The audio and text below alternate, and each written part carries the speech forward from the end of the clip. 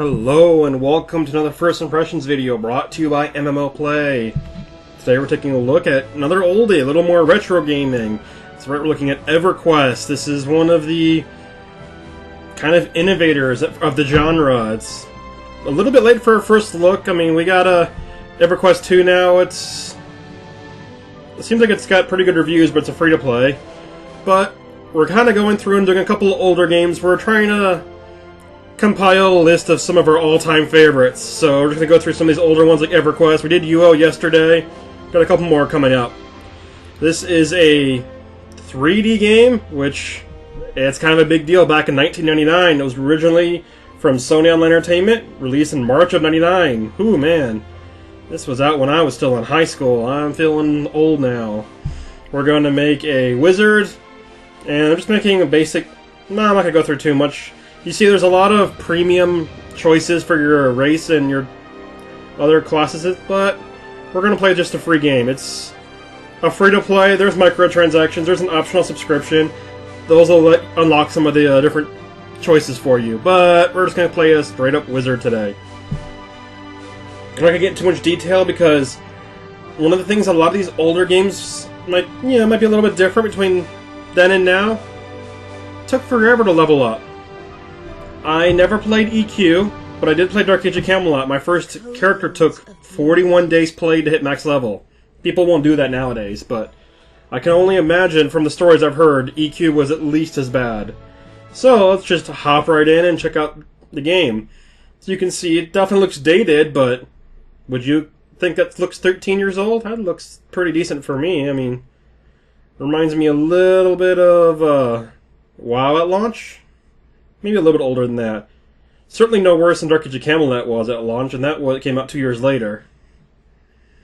Notice there's no music. We lost our epic fanfare we got in the intro, so at this point, we're just trying to learn the interface.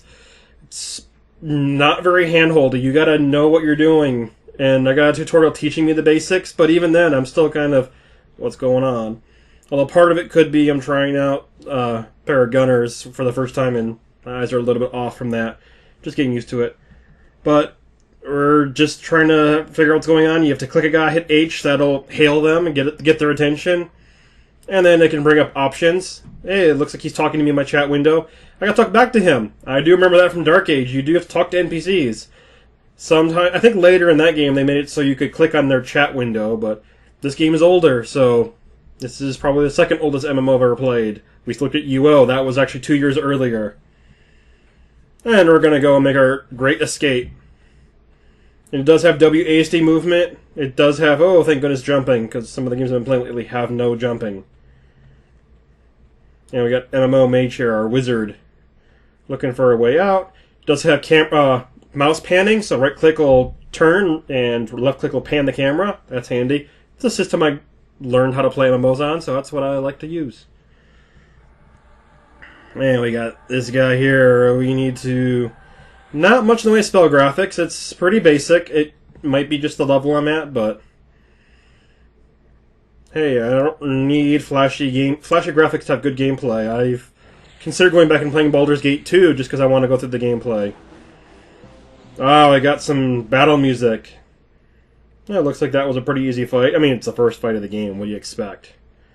So you gotta right-click, and you kind of kneel down on them. And over there on the far left, you can take a loot. So, a little less streamlined than modern games. Nowadays, you just have like a box in the a bag right in front of you open up, or you'll just click and you'll loot.